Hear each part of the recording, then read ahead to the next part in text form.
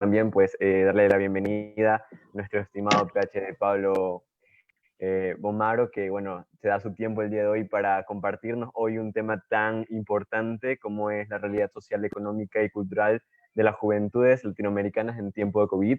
Y nada, creo que de parte de los estudiantes nos emociona tenerlo hoy usted aquí y conocer a profundidad sobre estos temas de juventudes, que es muy importante hoy en día. Como siempre digo, en lo personal, que llevo un tiempo ya en la lucha social de mi adolescencia, como somos el presente y también somos el futuro, y hoy necesitamos conocer más allá de las realidades, de lo que vive el mundo entero.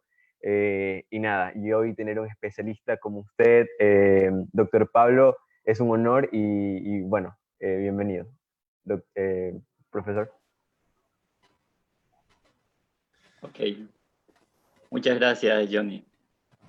Les voy a presentar a nuestro invitado. Voy a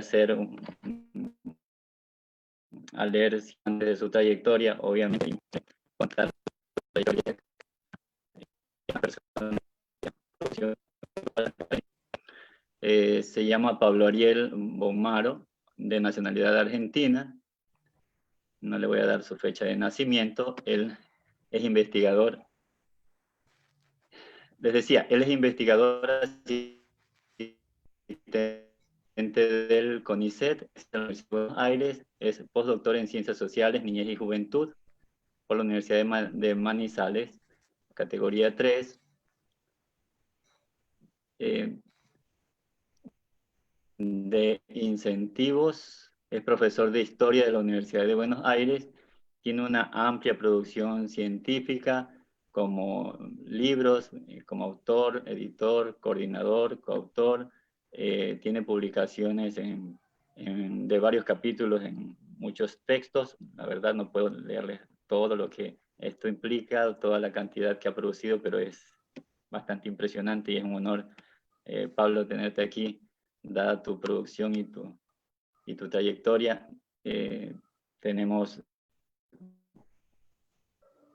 Tienes gran cantidad de visitas.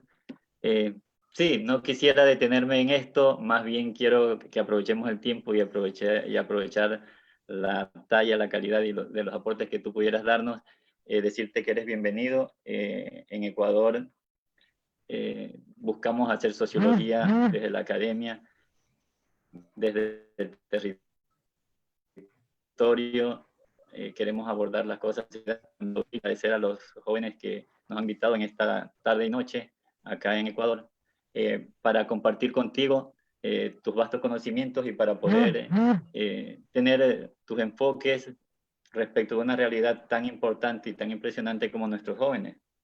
En Latinoamérica se calcula alrededor de 160 millones de jóvenes y las realidades son quizás tan dispares, tan diferentes, pero también muchas cosas muy comunes, y queremos escuchar tu interpretación del tema y tu ponencia. Bienvenido, Pablo, es un gusto y es un honor tenerte con nosotros. Adelante. Muchas gracias, Robert, muchas gracias, Johnny, también a Katy, que fue la que hizo el puente o la invitación. Realmente muchas gracias por esta invitación y bueno, un honor estar con ustedes, un gusto, un placer poder compartir este encuentro, este diálogo con ustedes. ¿Se me escucha bien? Porque yo a Robert la verdad que lo escuchaba un poquito cortado, pero seguramente por algún tema de conexión.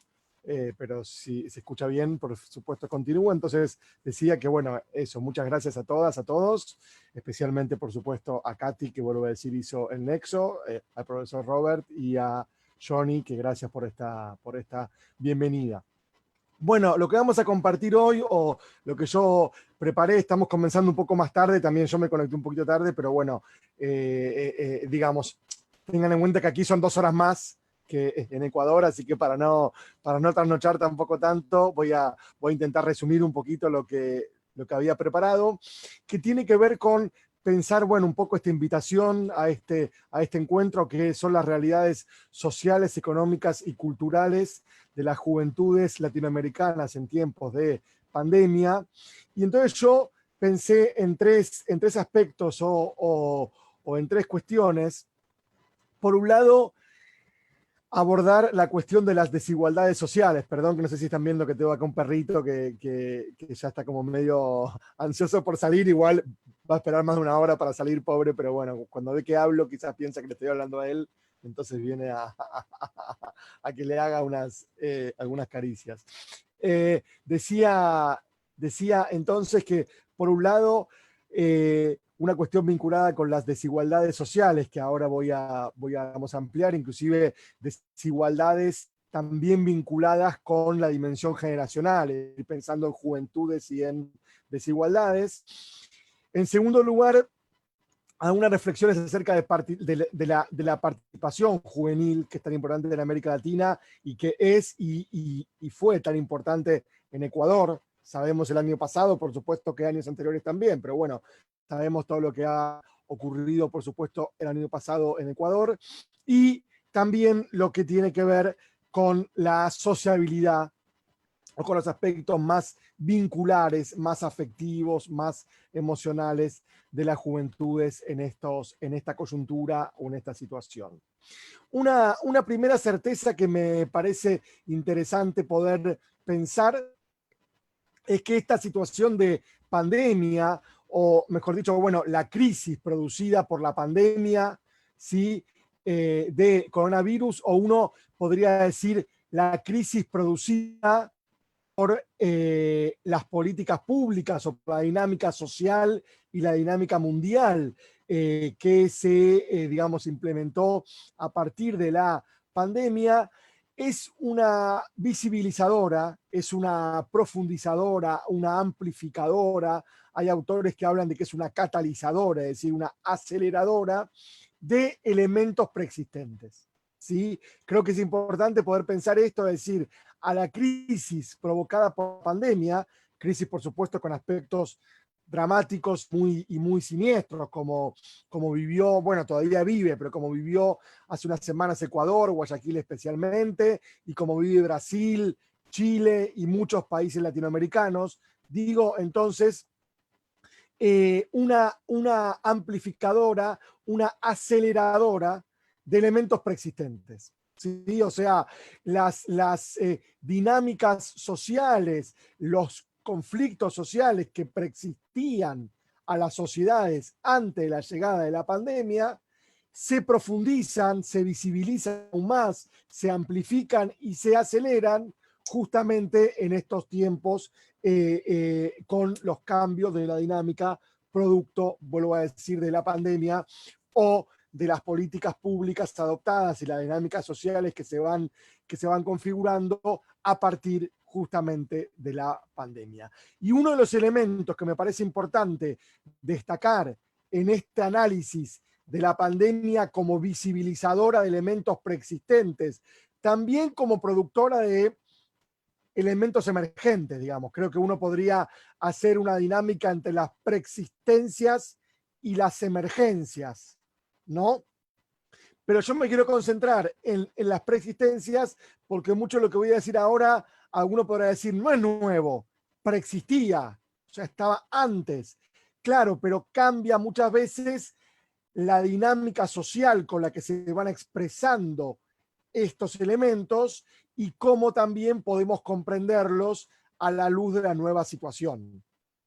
Entonces decía, uno de los elementos que me parece más importante dentro de la dinámica social para analizar estas amplificaciones, profundizaciones, aceleraciones y visibilizaciones que la pandemia produce, tiene que ver con las desigualdades sociales. ¿Sí? Desigualdades sociales que vamos a pensarlas en clave multidimensional e interseccional. ¿Sí? Desigualdades sociales, por un lado, cuando hablamos de desigualdad, creo que algo es muy importante, sobre todo, bueno, si aquí hay sociólogos, sociólogas o estudiantes de sociología, hay una diferencia importante cuando uno habla de pobreza o habla de inclusión-exclusión y cuando uno habla de desigualdad.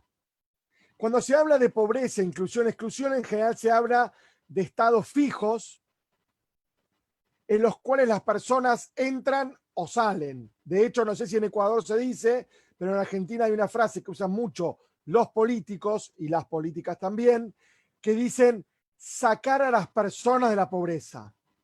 Como si uno entrara o cayera en la pobreza y luego saliese o saliera o es rescatado de la pobreza. Pero serían estados fijos. Lo mismo incluir a los excluidos o yo quedé excluido del sistema.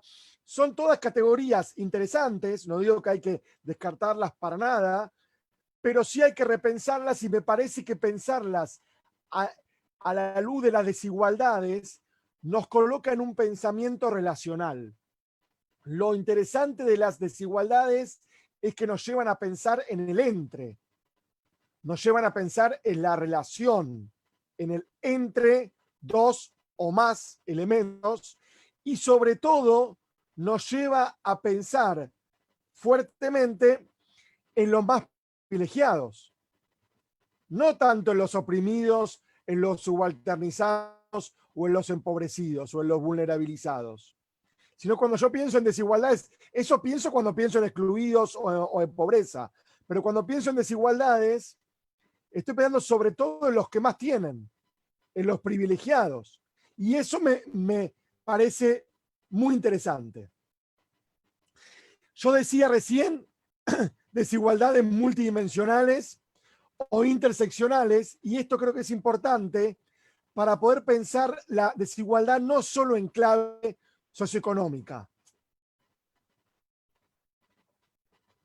Perdón. No solo en clave de clase. Yo no soy de los que piensan que no hay que hablar más de clase. Creo que las clases sociales siguen existiendo y son grandes configuradoras de la dinámica social, estructuran una dinámica social. Ahora, lo que es interesante ver es cómo se configuran las clases sociales hoy. No se configuran igual que hace 100 años, porque la sociedad cambió. Por lo tanto, hablar de desigualdades no es solo hablar de términos socioeconómicos o de posición en la estructura productiva o de ingresos o de renta. Eso también,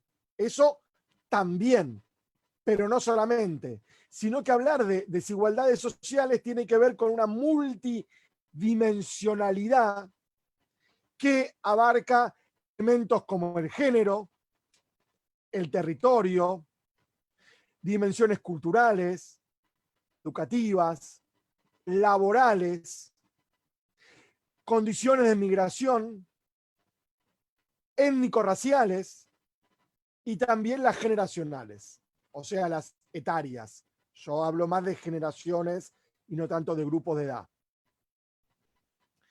Entonces creería que poder tener este punto de partida, estamos todavía estableciendo un piso, un punto de partida, desigualdades multidimensionales que se configuran en una interseccionalidad. ¿Sí? Interseccionadas o interseccionalizadas a partir del cruce de diferentes dimensiones. Lo que vamos a ver ahora tiene que ver sobre todo con desigualdades generacionales, o sea, con la dimensión generacional, y cruzada con 3 dimensiones más, o yo diría 4, 3 dimensiones que son educación, trabajo y territorio, y el género como dimensión transversal. Es decir, vamos a ver juventudes, desigualdades, trabajo, educación, territorio, cruzadas por género, y si hay tiempo, en la última parte de esta intervención, también discutir algo sobre participación o sobre activismo juvenil y algo sobre sociabilidad, emocionalidad, afectividad y vínculos entre pares. Siempre pensando cómo la pandemia reconfigura estas situaciones, o sea, cómo la pandemia afecta o reconfigura estas cuestiones. ¿Sí? Sí, sigo acá con el perrito, perdón si los distrae o las distrae, pero bueno, él está también haciendo la cuarentena, entonces quiere estar participando. En primer lugar, si partimos de que la pandemia es un acelerador, es un catalizador, es un visibilizador, un profundizador y un amplificador de las desigualdades sociales, y lo último, ahora iba a empezar con desigualdades y trabajo, pero me, digamos, desconcentró el perro. Una última cuestión de abordaje de las desigualdades tiene que ver también con pensarlas no solo en una dimensión relacional, no solo multidimensionalmente, no solo interseccionalmente, sino también pensarlas de un modo ambivalente, como tendencias contrapuestas, es decir, como paradojas, no como absolutos. ¿Se entiende? O sea, no como absolutos, sino pensar las desigualdades sociales más como devenires, como tendencias que muchas veces se contraponen, se contradicen, son ambivalentes o son paradójicas. ¿Sí? Y esto lo digo porque creo que vamos a ver algunas cuestiones que tienen que ver con eso, con claros oscuros analizados por desigualdades. Entonces, juventudes, desigualdades y trabajo para empezar. Todos sabemos que las políticas públicas adoptadas para enfrentar o para mitigar la pandemia en todos los países que tuvieron más éxito y los países que tuvieron menos éxito, los países con gobiernos más responsables y más capaces y los países con gobiernos más negligentes o más incapaces o que han cometido más errores o directamente con políticas que no buscan defender a la población, sino que buscan defender otros intereses. Pero en todos esos gobiernos, en todos los países, una de las principales medidas fue lo que en Argentina se llama el aislamiento social o el confinamiento, o comúnmente conocido como cuarentena, ¿sí? Las cuarentenas. Y muchas veces se dijo, y de hecho es cierto, la cuarentena afecta mucho a la economía. Entonces hay un debate que se da, un debate para mi modo de ver falso, o sea, ficticio, entre vida o salud y economía. Digo falso porque se ha demostrado que países que no han tenido cuarentenas estrictas, como Estados Unidos, como Brasil, o inclusive Suecia, que se lo pone mucho como ejemplo en Europa, Suecia, son países que han visto caer su economía igual o más que los países que han tenido cuarentena. En Estados Unidos, por ejemplo, entre abril y mayo, hay 40 millones de desempleados más que en marzo. O sea, en 2 meses hay 40 millones de personas sin trabajo. En Estados Unidos, donde Trump decía que no había que hacer cuarentena, donde en muchos estados no hay cuarentena, donde Trump decía que había que inyectarse lavandina o lejía o cloro, ¿sí? En ese país hay 40 millones de desempleados. En Brasil también, la economía de Brasil se estima que va a caer 9%. Suecia, que se lo ponía como ejemplo, ahora Suecia está revisando su estrategia y está volviendo a una cuarentena estricta. Hay que leer todo, no hay que leer solo lo que nos invitan a leer los grandes medios corporativos o monopólicos. ¿Sí? Si uno lee Suecia hoy, Suecia está revisando lo que hizo antes y está volviendo a una cuarentena estricta, y el Producto Bruto de Suecia, el Producto Interno Bruto de Suecia, va a caer más de 8% en 2020-2021. Por lo tanto, estas cuarentenas, o aún países que no han hecho cuarentenas, afectan la economía. Y eso genera desempleo. ¿Sí? Bien. Entonces, ¿qué sucede? Hay pérdida de trabajo, aumenta el desempleo. Sin embargo, hay muchos trabajos que no solo no se pierden, sino que aumentan o crecen. Por ejemplo, todo el trabajo que se llama de economía de plataforma, que son los deliveries, o los repartos, o la distribución a domicilio. Podemos hablar de la salud, la seguridad, pero vamos a hablar ahora de la distribución a domicilio. Los repartos o los deliveries llamados economía de plataforma, ¿sí? Porque tienen que ver con portales o con accesos digitales a que se contrate el servicio, o sea, plataformas digitales, pueden ser WhatsApp inclusive, o pueden ser, no sé si hay en Ecuador hay plataformas como Globo, como Rappi, ¿sí? Bueno, ese tipo de economía, gracias Robert. ¿Quiénes son los que trabajan en esas empresas? En su mayoría jóvenes, y en su gran mayoría jóvenes varones. En su gran mayoría también hay jóvenes mujeres, pero sobre todo jóvenes varones.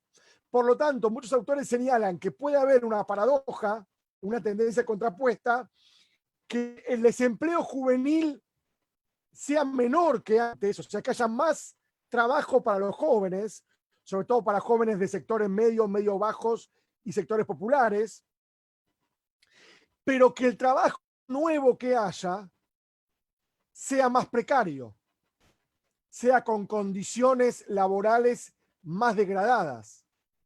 Por lo tanto, hay un problema que tiene que ver con la precarización laboral, que es muy importante entre las juventudes y que podría crecer entre las juventudes, que pueden tener menos desempleo relativamente, o sea, estar con más oportunidades laborales, pero esas oportunidades laborales ser peores, ser más degradadas, ser más precarias que las que eran antes de la pandemia. Porque aparte estos jóvenes trabajadores de reparto, de Globo o de Rappi u otras, o inclusive deliveries o distribución a domicilio, que no son de grandes empresas, que son de los pequeños comercios que distribuyen entre los vecinos, ¿cómo se van a cuidar? Tienen que transitar por toda la ciudad, no puede elegir el barrio al que van, no puede decir, no, ese barrio en Guayaquil es muy peligroso, no voy a hacer reparto. Mejor no transito por ahí, como hacen todos ustedes, que ustedes eligen por dónde caminar o por dónde, digamos, manejar su, digamos, automóvil o su motoneta o su bicicleta. ¿Sí? Ellos no pueden elegir por dónde ir, o sea, tienen que ir por toda la ciudad, inclemencias del tiempo, tienen que entregar mercadería de mano en mano. ¿Cuál es el distanciamiento social si una persona tiene que entregarle en la mano a la otra su mercadería? ¿Qué le va a, digamos, arrojar una pizza a 2 metros de distancia para mantener la distancia social? No, no se puede. Y muchas veces sin implementos de protección, sin tapabocas o sin elementos. Y cuando los tienen se los compran ellos mismos. O se los provee la empresa y se los descuenta de su salario. Lo que sería lo mismo que lo paguen ellos mismos. Por tanto, son trabajadores cada vez más precarios y cada vez con menos condiciones de poder cuidarse, de poder preservarse. ¿Y qué sucede con los trabajadores digitales? Con todo lo que tiene que ver con el teletrabajo, ¿sí? Con el teletrabajo. Ahí hay diversas cuestiones. Porque por un lado, los que tienen la suerte de poder teletrabajar pueden quedarse en sus casas para protegerse y para preservarse. A diferencia de los trabajadores que hacen reparto, o de los trabajadores de la salud, o de los empleados de los supermercados o de los mercados que no pueden quedarse en sus casas porque sus trabajos no les permiten hacer teletrabajo. O un policía, lo mismo, que son también trabajadores. Será un aparato represivo del Estado, pero no dejan de ser, para mi modo de ver, trabajadores. Ellos no pueden quedarse en sus casas. O sea, tienen trabajo. No es que no pueden. Ahora vamos a ver los que no pueden por economía informal. Eso vamos a verlo después. Pero digo, estos, teniendo trabajo en blanco, teniendo trabajo registrado, tienen que salir para trabajar. Y ese trabajo está más degradado que antes. Ahora, los que hacen teletrabajo, los que pueden hacer teletrabajo desde sus casas, empleados de empleo público, grandes empresas que han permitido que sus trabajadores se queden en sus casas y puedan trabajar a distancia, educación, profesores, ¿sí? ¿Qué sucede con el teletrabajo? Acá se abren muchas desigualdades. Entre los jóvenes también, pero yo diría que acá son intergeneracionales. Por un lado, todos tienen la misma posibilidad de conectividad, ¿Todos tienen los mismos planes de datos para conectarse?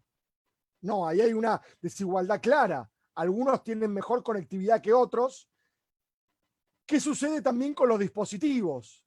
¿Todos tienen el mismo acceso a dispositivos? Yo, por ejemplo, tengo la suerte de que tengo un celular. Si el celular no me funciona, tengo una tableta, tengo una notebook. Y si la notebook no funciona, tengo la computadora de escritorio, que ahora estoy hablando de ahí porque es la que mejor conectividad tiene. ¿Sí? Y para hacer Zoom suelo usar la de escritorio. Tengo 3 dispositivos para mí solo. O sea, tengo posibilidades de variar. ¿Qué sucede con los jóvenes y las jóvenes que tienen solo el celular con plan de datos prepago? ¿Cómo acceden a los contenidos educativos? ¿Cómo pueden teletrabajar desde un celular cuyo crédito se le acaba a los 3-4 días? Entonces, derecho a la conectividad, derecho a acceder a dispositivos y también lo que tiene que ver con el ámbito habitacional. Para poder trabajar o para poder conectarse hace falta un lugar tranquilo donde yo pueda desenvolver mi tarea laboral o los estudios. ¿Y qué sucede con las personas que viven hacinadas? Que hay un monoambiente, un único ambiente, una sala y un cuarto, 5 o 6 hermanos. La mesa que yo uso para trabajar es la misma mesa donde tomamos el café a la mañana, donde almorzamos, donde cenamos. ¿Qué sucede en esas casas donde no hay ambientes propicios para poder trabajar? Para poder desenvolver tareas de teletrabajo. Entonces ahí hay derecho a la conectividad, derecho al dispositivo y las condiciones habitacionales. Señalo esto porque sin duda creo que la legislación laboral, y eso será una lucha de las y los trabajadores en el futuro, ojalá que también sea ahora, deberá ocuparse de eso, porque ¿qué sucedía cuando trabajábamos presencialmente? ¿Quién era el encargado de asegurar la conectividad, el dispositivo y el ambiente laboral? El empleador. Sea empleo público, sea una empresa privada, ¿quién garantiza eso? El empleador. Bien. Sin embargo, ahora eso no es garantizado por el empleador, sino que el propio trabajador tiene que asegurar sus condiciones de conectividad, su acceso a dispositivo y su ámbito habitacional para poder justamente desenvolver su tarea. En Argentina hubo un caso de un profesor de una universidad particular, una universidad privada, que fue despedido, fue echado de su trabajo por no tener buena conectividad y no garantizar la educación virtual con los estudiantes. O sea, fue despedido por no tener algo que hasta hace 3 meses lo garantizaba la universidad, el empleador. No era que el profesor tenía que garantizar su conectividad. ¿Se entiende ese cambio? Y el cambio recae sobre el trabajador, no recae sobre el empleador.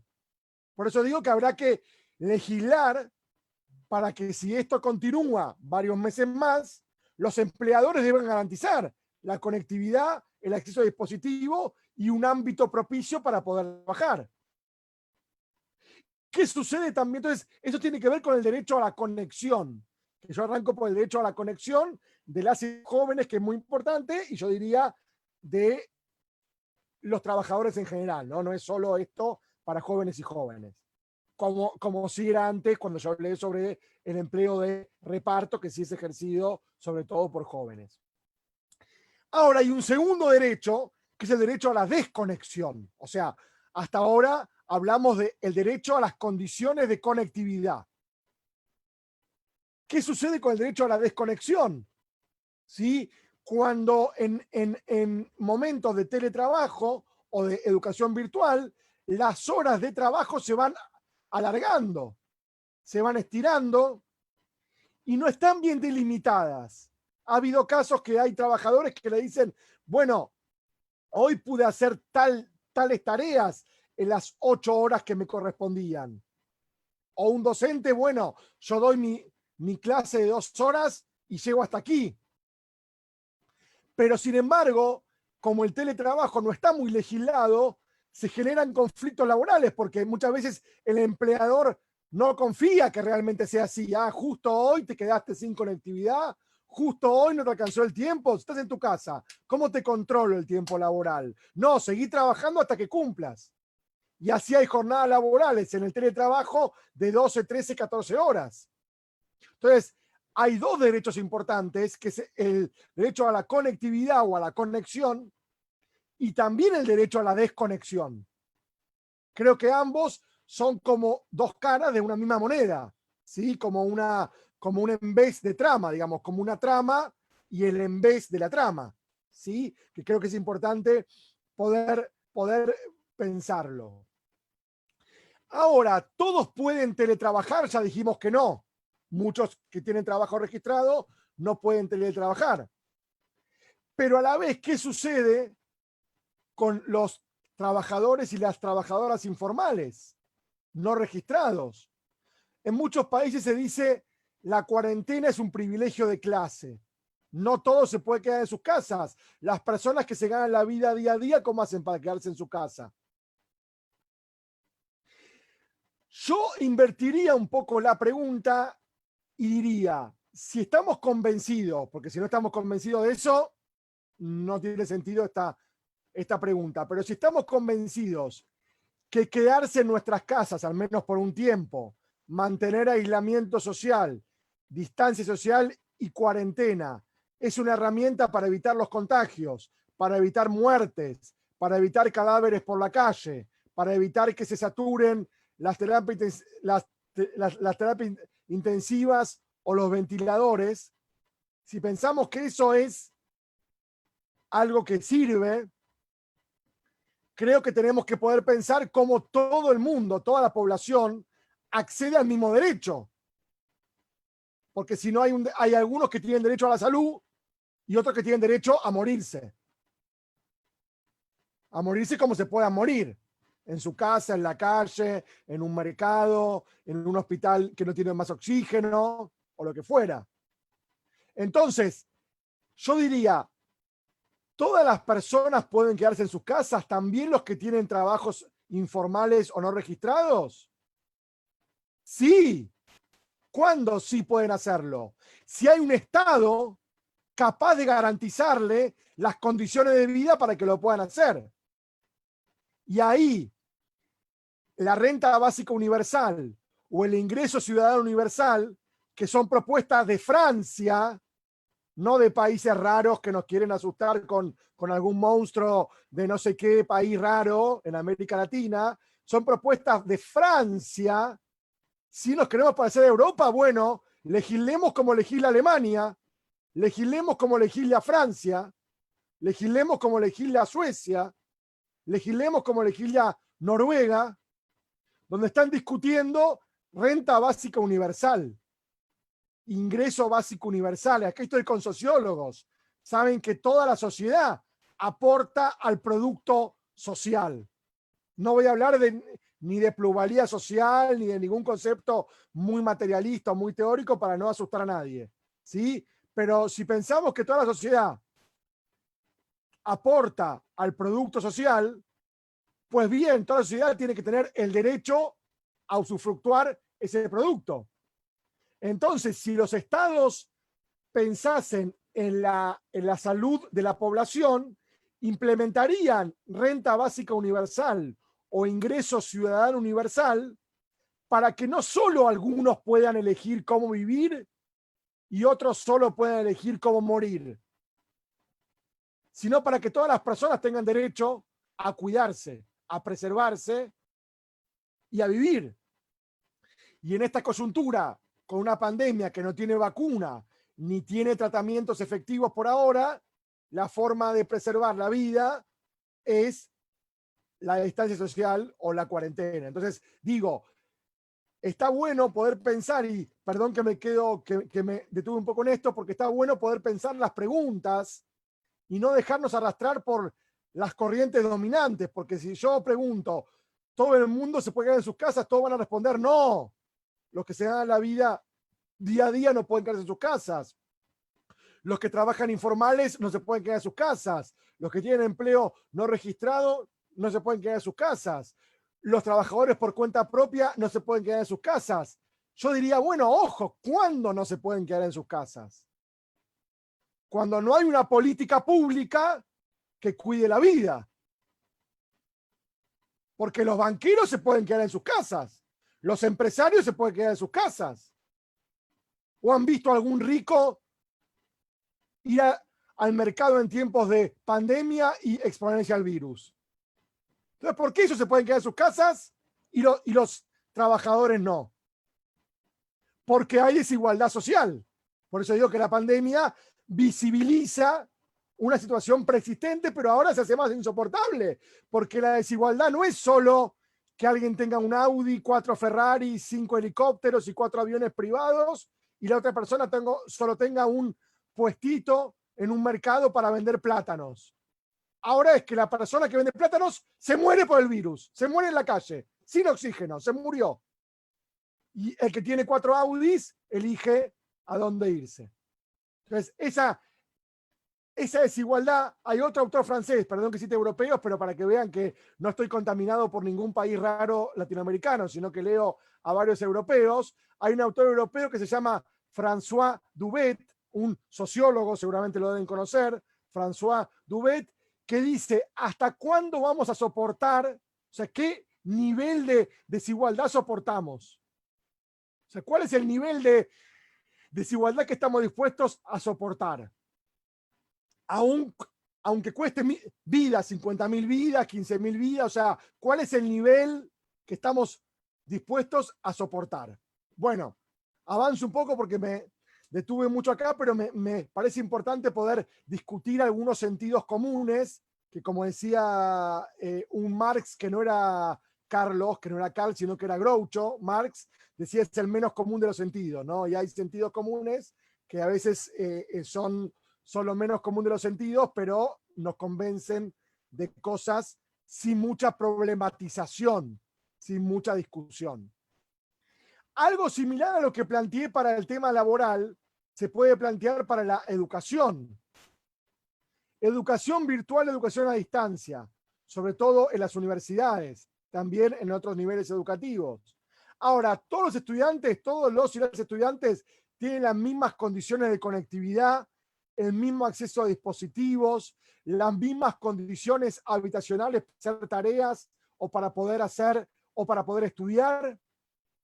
Todos los profesores tienen buena conectividad, tienen posibilidad de producir materiales virtuales, fueron formados para eso, fueron capacitados para la enseñanza virtual, o se les dijo, bueno, hagan lo que puedan, hagan lo que mejor puedan y que salga como sea. Entonces ahí también el derecho a la educación pública, a la educación universal, a la educación para todos y todas, ojalá a la educación gratuita y no mercantilizada, hoy en día debe incluir la conectividad.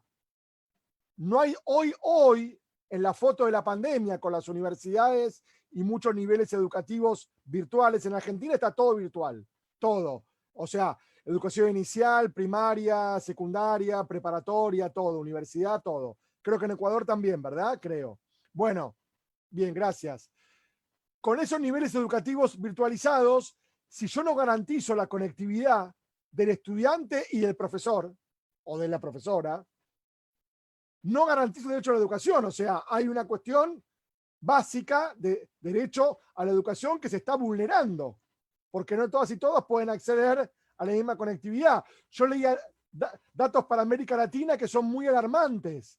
Yo leí una encuesta hace poco que hablaba que el 56% de las y los jóvenes no tienen acceso a plan de datos que les permita bajar contenidos educativos. Es decir, más de la mitad de los jóvenes, aunque tengan un dispositivo, que lo pueden tener, pero no tienen cómo cargarle crédito al dispositivo para bajar contenidos educativos que les consumen datos, ¿sí? Porque son archivos pesados, son imágenes.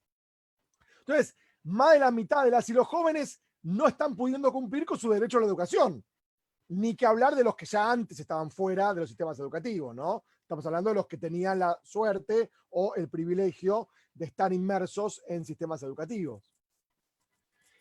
Y la tercera dimensión para avanzar y para cerrar con alguna cosita corta al menos de la participación y de la sociabilidad.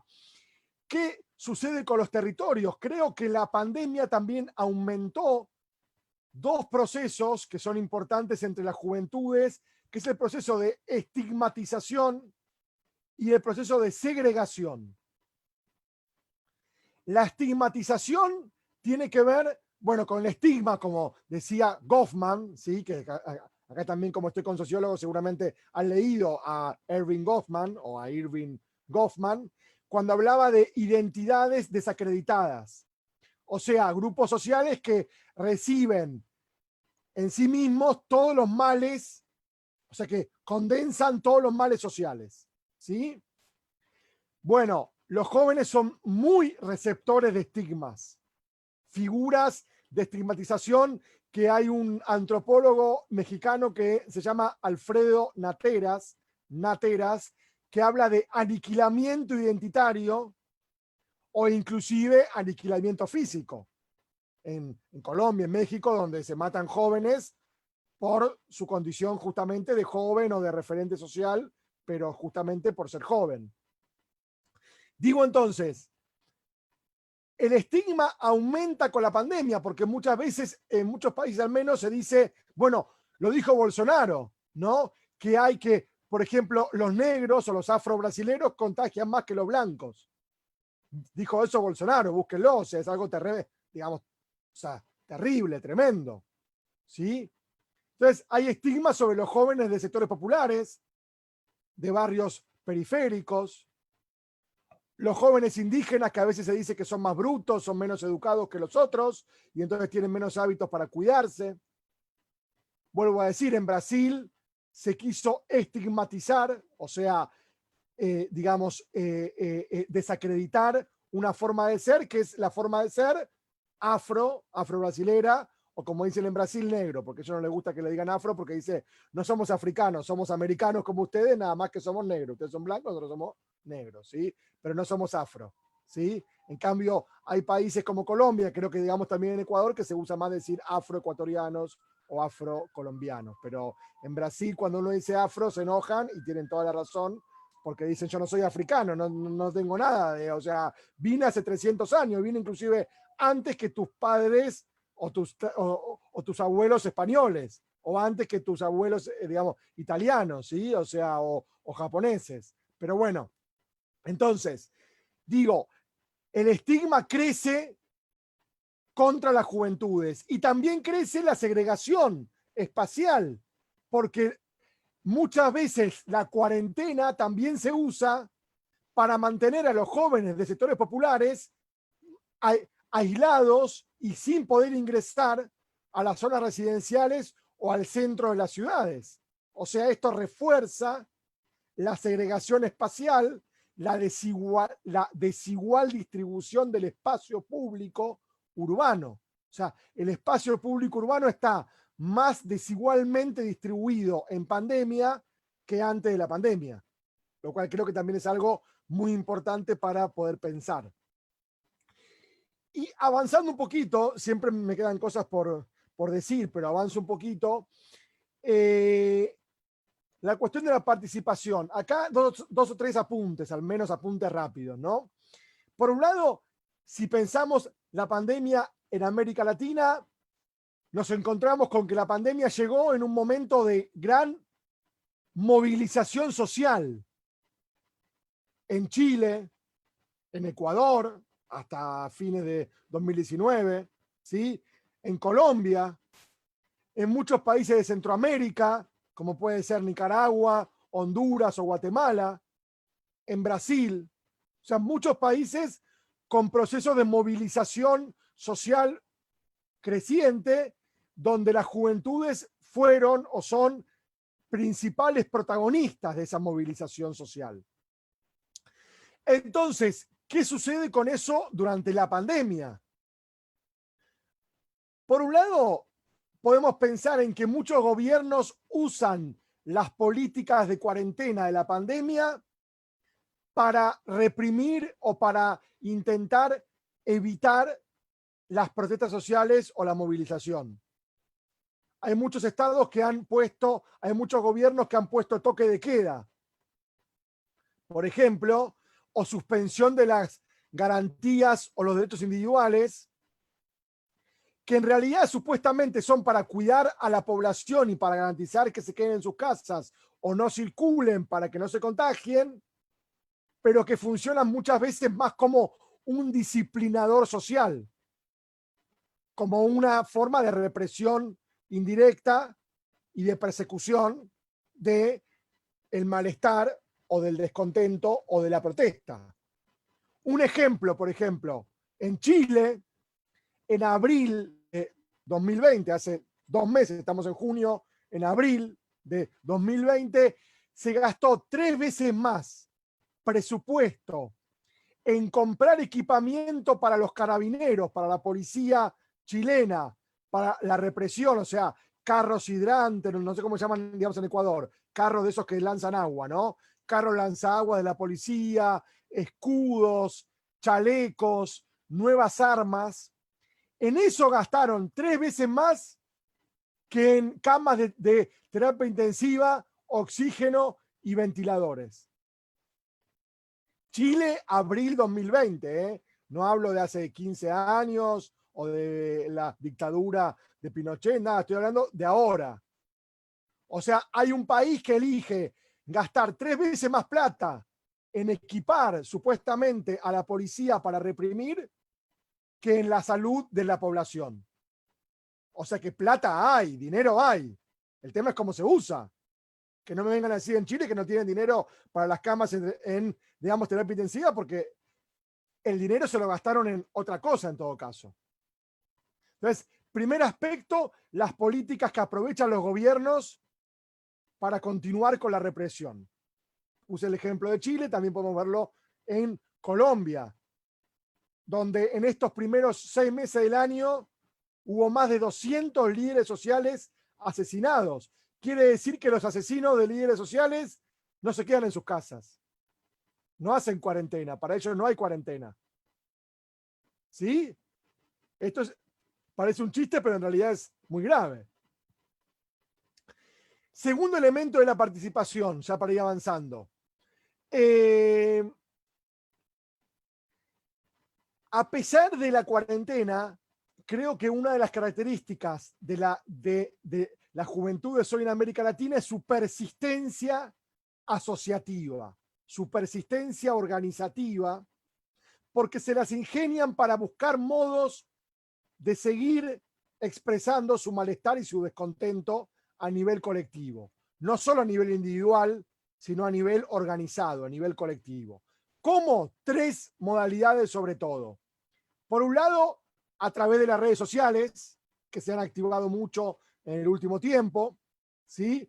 Redes sociales diversas, Instagram, Twitter, Facebook, TikTok y tantas otras, ¿sí? Entonces, la protesta digital creció en el último tiempo. En segundo lugar, lo que tiene que ver con demostrar malestar desde mi casa, desde mi balcón, desde mi terraza, ¿sí? Agitando cacerolas o batiendo palmas con las manos aplaudiendo, o de diferentes maneras colocando estandartes o banderas en los balcones, ¿sí? O sea, mostrar desde la privacidad de mi domicilio, exteriorizar un malestar social. Y en tercer lugar, lo que también nos lleva a repensar esto de que hoy en día las juventudes protestan solo por redes sociales, que fue lo que dije al principio, pero un poco para ver la contracara de eso, ¿sí? Porque muchas veces se nos dijo, hoy las juventudes solamente protestan por las redes sociales. Bueno, por supuesto que en Ecuador, en las calles, digamos, ecuatorianas, hace 8 meses, se vio que no era así, ¿no? Se vio que eso no era así. Pero muchas veces se nos dice, la primavera árabe fue por Twitter, ¿sí? O los indignados españoles se hicieron por Twitter. Bueno, creo que la pandemia mostró que la presencialidad sigue siendo muy importante, sigue siendo muy potente. Y entonces la tercera forma de protesta tiene que ver con seguir ocupando el espacio público, o sea, la presencialidad callejera, pero manteniendo distancia. En Chile hay muchos ejemplos de manifestaciones que se hacen manteniendo distancia. Muchas veces colocan como cruces en el piso, a 2 metros una de otra, y los manifestantes tienen que estar en la cruz, no pueden desplazarse de un lugar a otro. ¿Cuándo se rompe esa distancia? Cuando la policía reprime. O sea, la policía reprime y los obliga a contagiarse, a romper la distancia. O sea, que la policía provoca nuevos contagios al reprimir. ¿Sí? O sea, más que cuidar a la población, está haciendo que se enferme. ¿Sí? Sobre todo los jóvenes. O, por ejemplo, en Uruguay, que es un país mucho más chico, Uruguay, por supuesto, que ha habido muchas protestas en caravanas de automóviles. O sea, para no andar por la calle y para no tener contacto físico con otra persona extraña, cada uno iba, los que tienen, ¿no? Los que tienen automóvil, iban en su automóvil y hacían caravanas de protesta, y eso no, digamos, violaba ninguna cuarentena, porque cada uno estaba dentro de su automóvil, en ningún momento salían de ahí, sino que podían tocar claxon o bocina, ¿sí? Pero no, o sea, podían pitar, pero no salían de ahí. O sea que hay estrategias, hay artilugios sociales, hay astucias, diríamos, astucias sociales, ¿sí? También diría Bourdieu, ¿no? Una astucia social para mantener la protesta aún en momentos de cuarentena. Y lo último que digo, y cierro con esto, yo dije la dimensión también de sociabilidad, y dije recién, la pandemia mostró que lo presencial es muy importante. El abrazo, el contacto físico, el estar cerca de otro. Todo eso se mostró que el mundo digital, que se profundizó mucho, pero no alcanza. La potencia de lo presencial se mantiene y hasta se amplifica. Creo que eso es importante poder pensarlo para poder pensar la afectividad, la emocionalidad y la sociabilidad de las juventudes hoy, que pasa más por las redes sociales, pero que también hay una afectación en la imposibilidad de vincularse cara a cara o presencialmente. De hecho, hay autores que están diciendo que la principal falencia de la educación virtual, además de la conectividad y las desigualdades que yo mencioné, la segunda mayor falencia es que se pierde lo vincular presencial. ¿Cuántos de ustedes iban a la universidad para ir a la cafetería, para tomar un café, o para ir a un grupo de estudio, o para salir abrazados por las escalinatas para ir a un bar, a tomar unas chelas? ¿Cuántos de ustedes lo hacían? Muchísimos. Y hoy en día eso no se puede hacer. ¿Aprenden estadística 1? Quizás aprenden. ¿Aprenden teoría social 4? Seguramente que la están aprendiendo. ¿Aprenden sociología pragmática 8? Seguramente que sí lo están aprendiendo. Ahora, ¿quién reemplaza lo vincular? ¿Quién reemplaza lo afectivo, lo emocional? ¿Sí? Esa experiencia presencial. Bueno, eso es un desafío que hoy en día todavía estamos como limitados, pero creo que es importante poder señalarlo. Dejo acá, no mencioné mucho la dimensión de género, aunque la mencioné al principio cuando hablé de la multidimensionalidad, pero creo que también es muy importante poder pensar en las mujeres jóvenes y en las tareas de cuidado, que no mencioné, pero cuando hablamos de juventud, desigualdad y territorio, poder pensar en todo el trabajo social no reconocido o no remunerado con el cuidado es muy importante. Solo lo enuncio porque quiero cortar acá para que haya tiempo para el intercambio. Y tampoco hablé, aunque también es muy importante, de las juventudes de diversidades sexuales o de disidencias sexuales, que también están sufriendo mucho con esta cuarentena, porque muchas veces son obligados u obligadas a vivir con la familia que los discrimina o los repudia.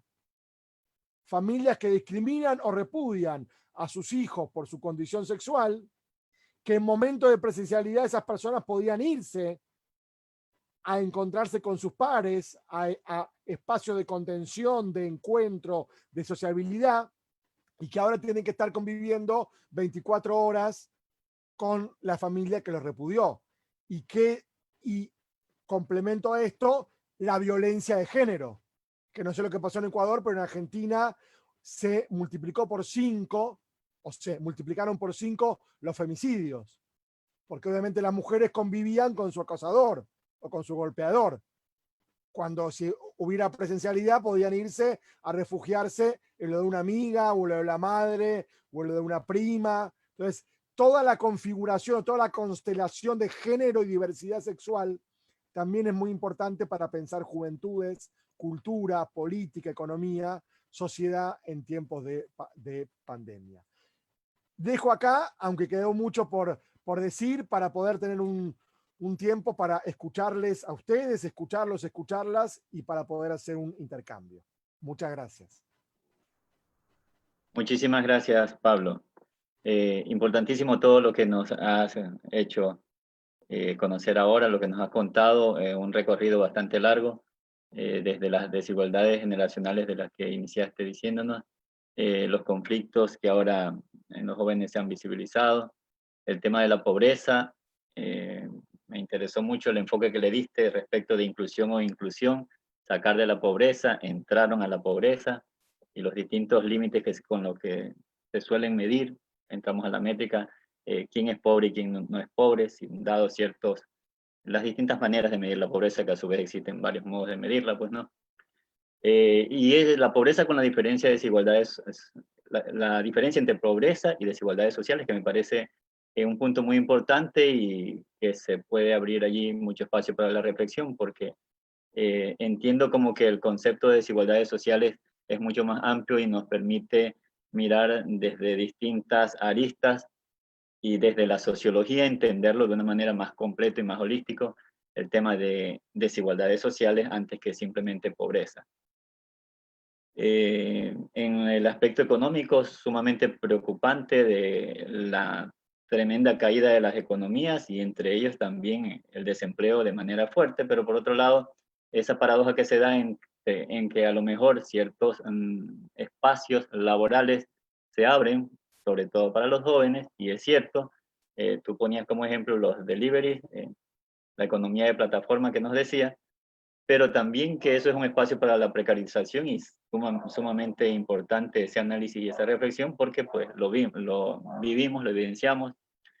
Acá también hay la plataforma Uber Eats, que no lo mencionaste, pero que también funciona y por acá, además de todas las que nos dijiste, Rappi, Globo y otras locales, obviamente. También solamente para acompañar en esta parte de tu análisis. Acá en Ecuador también muchos emprendimientos, sobre todo en Guayaquil, se han dado de parte de los jóvenes que tiene relación con el delivery, pero de comidas, de que ellos mismos empiezan a ofertar productos comestibles desde sus casas y te lo llevan al hogar.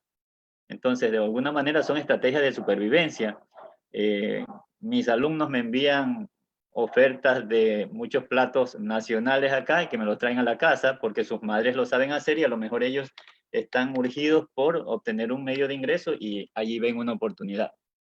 Entonces, pues son todas estas estrategias que tienen que ver con el trabajo juvenil o con el aspecto laboral en los jóvenes que estamos viendo. Yo sí tengo una duda, una inquietud, porque también decir jóvenes es como un concepto bastante amplio. Y en todo tu análisis, pues nos has hablado de los jóvenes, pero como que hay etapas de la juventud diferentes, una etapa productiva cuando ya el joven a lo mejor ya está en edad más adulta, pero hay unos jóvenes que son más adolescentes y que quizás no vivan todas estas realidades de la misma forma, entonces ahí hay como diferencia. O quizás haya jóvenes que se han visto en la obligación de madurar antes, dado lo que la vida les puso, dadas sus condiciones, a lo mejor no tienen padre o no tienen madre, han tenido que asumir ellos el rol de jefes de hogar sin que tengan una pareja todavía, sino que el hogar está formado por su madre, por sus hermanos, y tiene que asumir. Entonces también eso, un poco para aportar al análisis de esta realidad tan diversa, tan múltiple de la juventud, también yo abordaría desde esa situación. El tema de trabajo digital es tremendo, porque ahora desde la casa, pues tú bien lo decías, hay, aparte de todas las labores de hogar que hay que hacer, la persona tiene que responder a lo que le demanden por teletrabajo, y ahí hay una gran diversidad de aspectos que muchos nos abordaste, el tema de la conectividad y el derecho a la no conectividad. Hay jefes que a las 10 de la noche te están escribiendo y que te dicen que se reúnen en ese momento y quieren resultados para el siguiente día y que le envíes. Entonces se ha alterado todo el orden de las cosas en ese sentido. Me interesó mucho aquella frase que dijiste de que la cuarentena es un privilegio de clases, y ciertamente así lo es. El concepto de renta básica universal, también la CEPAL, escuchaba a Alicia Bárcena, su secretaria ejecutiva, que mencionaba este aspecto o este elemento, esta herramienta que pudieran implementar los hogares, y ella hablaba de que eso permitiría un crecimiento, o por lo menos que no una caída tan grave del Producto Interno Bruto, si es que el gobierno inyecta en los sectores más necesitados este concepto. No lo utiliza con esas mismas palabras. Creo que tú le llamaste renta básica universal y decías que, y citaste precisamente al presidente francés de este concepto, pero Alicia Bárcenas, o la CEPAL mejor dicho, también tiene una propuesta al respecto, y ellos tienen un estudio en donde dicen, parece que es el 2.5% de la economía crecería, o por lo menos dejaría de caer, si es que se les provee a las personas que tienen ciertas características de los deciles más bajos de las condiciones sociales, de los ingresos, para mantener el ingreso, y precisamente al tener un ingreso, aunque sea en estas condiciones mínimas, la economía pues se la mantiene en actividad, porque eso genera la demanda, y a su vez hace que la oferta se active a través de las empresas, y se recuperaría, no digamos se recupera, pero por lo menos se compensa un poco la caída de la economía. Me deja con la duda, y me gustaría abordar más, si tuvieras tú luego los referentes y nos pudieras pasar del autor que nos nombraste, François Dubuet. No sé si lo escribí bien, es que en realidad, pero te escuché y me parece muy importante si pudieras pasarnos el dato para poder abordarlo y para poder estudiarlo. Tú nos decías que el espacio público urbano, además, está más desigualmente distribuido en tiempos de pandemia, y nosotros lo vemos, y tienes toda la razón. Eh, Acá en Guayaquil lo vivimos, y de manera demasiado cruda y cruel, cuando se empezó la pandemia y el confinamiento o la cuarentena, y las personas fueron obligadas a hacinarse o a vivir en pequeños espacios, gran cantidad de personas, y en condiciones en que una casa está adosada a la otra y muy pequeñas. Entonces allí también se creó un caldo de cultivo precisamente para el contagio. Y bueno, me acordaba de este dato con esta reflexión que nos hiciste sobre el espacio público urbano. La pandemia llegó en tiempos de movilización, y eso es cierto. Y tú nos hacías aquí pues la reflexión de todos los países en donde, entre ellos Ecuador, estaba en pleno auge la protesta, y lamentablemente en Ecuador, supongo que tú lo sigues y te has de ver enterado, entendemos que no vas a opinar a profundidad del caso, pero en Ecuador sí se está utilizando precisamente como pretexto tenernos confinados y estados de excepción para que la gente no proteste, y nos están poniendo la cantidad de reformas, estamos retrocediendo en derechos, sobre todo en derechos laborales, en derechos sociales, en conquistas que ya se habían tenido. Este gobierno está aprovechando de una manera escandalosa, y quienes pues me escuchan saben a lo que me refiero, pero te hago esta reflexión también porque coincide plenamente con lo que tú nos decías, que la pandemia llegó en estos tiempos de movilizaciones sociales y nos ha obligado, porque igual la gente sale y protesta, pero hay una represión tremenda, y todo aquello que tiene relación con más o menos los mismos estándares que se está dando en otros países, pero aquí lo estamos viviendo de manera cruda y cruel. La persistencia asociativa, a pesar de la cuarentena, me parece también un punto muy importante para profundizar, para analizar, y lo vivimos, y la gente está siendo creativa en este tipo de protestas, pero también está mucha gente faltándole a la cuarentena y saliendo a la calle a protestar porque las condiciones son tan asfixiantes que no queda otro camino. En este momento me gustaría pasar a preguntar, antes de eso, me gustaría preguntarte respecto de cómo tú abordarías el tema de esta diversidad de jóvenes, o mejor dicho, estos distintos, ¿cómo diríamos? Distintos tipos de jóvenes en cuanto a la edad, a la condición de edades, porque al decir jóvenes comprende un buen periodo de edades, y cómo hacer que, o cómo entender las distintas dinámicas de estos jóvenes, y aparte bajo el escenario de las distintas realidades culturales, económicas en América Latina, para poder abordarlos de una manera más completa desde la sociología. Si nos pudieras hacer alguna reflexión sobre esto, mientras yo voy leyendo en el chat los compañeros quienes quieran hacer preguntas, o si tú tienes otras cosas que aportar, me gustaría para luego que las discutamos. Excelente. Bueno, muchas gracias, Robert. Muchas gracias, de verdad. A ver, bueno, varios comentarios. Por un lado, ahí puse en el chat algunos de los autores que cité, François Dubet, que lo puse ahí, y también el mexicano que nombré, digamos, Nateras, Alfredo Nateras, que también lo había nombrado para hablar de estigmatización y de segregación. Quizás lo último que tú decías de la cuestión de las diversidades también con lo primero.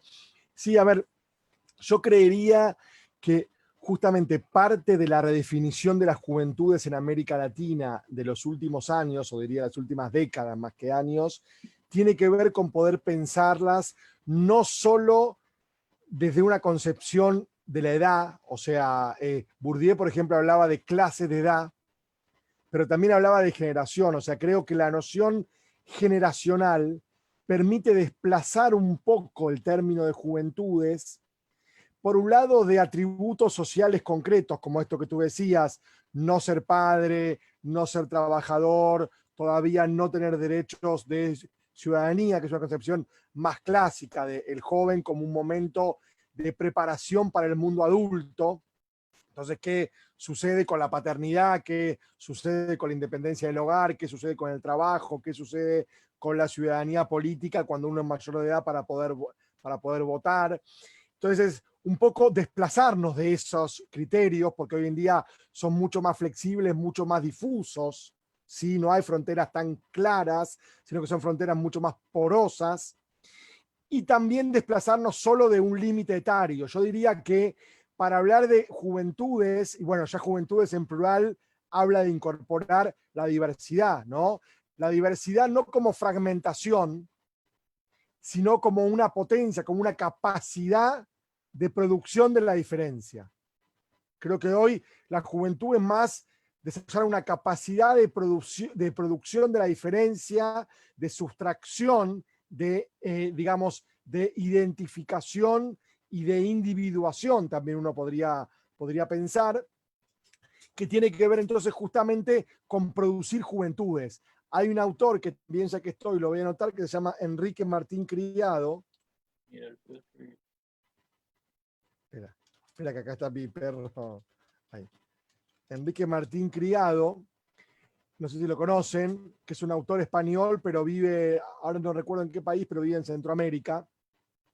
Bueno, él tiene una noción que es producir juventud.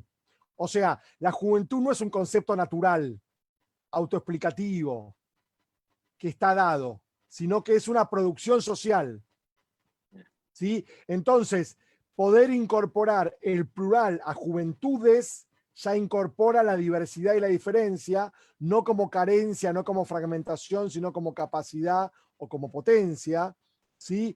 Y la noción de generación incorpora elementos culturales, sociohistóricos, situados de situacionalidad de las juventudes, que permiten entonces desplazarnos de un límite solamente etario, solamente vinculado con la edad.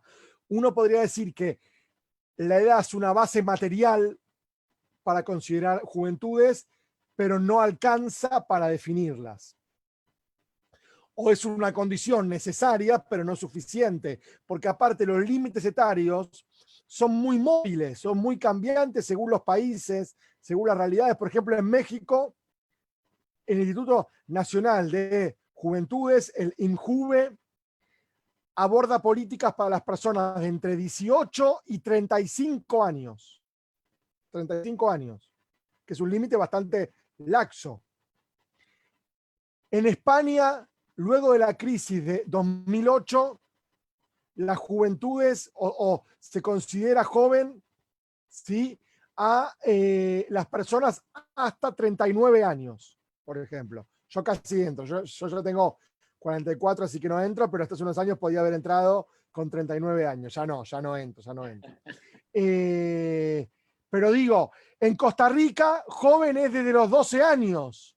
Y en Argentina, 12 años es un adolescente, no es un joven. Entonces, digo, si uno solo se queda con la restricción etaria, ¿sí?, creo que está como limitado, ¿sí?, como que es una limitación para comprender la juventud. Entonces, esta noción de generación permite incorporar dimensiones culturales, relacionales, políticas, sociohistóricas, temporoespaciales, que enriquecen un poco la noción y que no solamente la restringen a un marcador etario, un marcador de la edad. ¿Sí? Lo segundo que tú decías, sí, yo creo que si los estados implementasen la renta básica universal o el ingreso ciudadano universal o el ingreso básico ciudadano, como se lo quiera llamar, ¿no? Digamos, eso movería mucho a la economía, ¿sí? Bueno, por ejemplo, acá José Villarreal Tarira está colocando en el chat algunos datos que habla justamente de que con la pandemia aumentó el trabajo no registrado, o sea, el trabajo que no está con seguridad social. Dice que pasó del 39% al 30%. ¿Sí? Y que en Guayaquil más del 60% de las personas trabajan en forma informal. Bueno, para esas personas debería ir dirigida esta renta básica o este ingreso básico universal o ciudadano universal. Que eso movería, como dijo Cepal, como dijo Alicia Bárcena, movería la economía muchísimo. Ahora, ¿por qué no lo hacen? Bueno, muchos puede ser porque no se les ocurre, porque hay algunos gobernantes que son muy limitados, ¿no?, que tienen como una cajita y que nadie lo saca de su incapacidad. De su incapacidad hablo de su limitación mental, ¿no? No de otra incapacidad. Hablo de su incapacidad mental o de su limitación o de su negligencia o de su ineptitud. Pero aparte de que hay gobernantes negligentes, ineptos, incapaces, que seguro que los hay en todos los países, no hablo solo de Ecuador para que nadie piense que estoy criticando a ningún ecuatoriano, ninguna ecuatoriana, digo, hablo de todos los países. Además de eso, porque implementar la renta básica universal o el ingreso ciudadano universal implicaría una redistribución del ingreso, ¿sí? Y también implicaría otra estructura fiscal. En Argentina hay una frase que dice, no sé si en Ecuador la usan o usan algo parecido, dice, queremos tener la educación, la salud y las ciudades alemanas, pero nuestro sistema fiscal es el hondureño, sin ánimos de criticar a los pobres hondureños. O sea, con una fiscalidad hondureña queremos ser Alemania. No, señores, señoras. En Alemania, ¿saben cuánto pagan los empresarios? 38% de su ganancia. 38, y nadie dice que son castrochavistas, ni venezolanos, ni que Merkel es la nueva Chávez, ni Fidel Castro, ni que desalientan la inversión en Alemania y ahora el empresario alemán nunca más le va a dar trabajo a los alemanes porque el pobre gobierno le saca los pocos aviones privados que tiene, como tiene uno para cada hijo y uno para cada pierna, para cada brazo, para cada dedo de la mano. Bueno, no puede ser que me saquen mis 28 autos, mis 40 flotillas, mis vacaciones en las Bahamas. Por lo tanto, digamos, si uno quiere tener un Estado con la capacidad de Alemania o de Francia o de Suecia, bueno, ustedes son sociólogos, sociólogas, investiguen la estructura fiscal de Alemania, de Suecia o de Francia. ¿Quiénes pagan impuestos en Francia? Los empresarios. La fábrica Renault paga 40% de su ganancia por año en impuestos. ¿Sí? Creo que en Ecuador, si a un empresario le dicen que tiene que pagar el 8%, le agarra un síncope mental y entra como en un colapso que piensa que todos somos Caracas ahora. Piensa que Quito ahora se llama Caracas y Guayaquil es La Habana. No, dígale no, señor empresario. Guayaquil se va a llamar Berlín. Y Quito se va a llamar Stuttgart, porque vamos a hacer como Alemania, vamos a hacer una fiscalidad como Alemania. ¿O quiere decir que los empresarios ecuatorianos no quieren ser Alemania, quieren ser Honduras? A lo mejor sí. Y se descubre eso entonces. Vamos a descubrirlo juntos y juntas.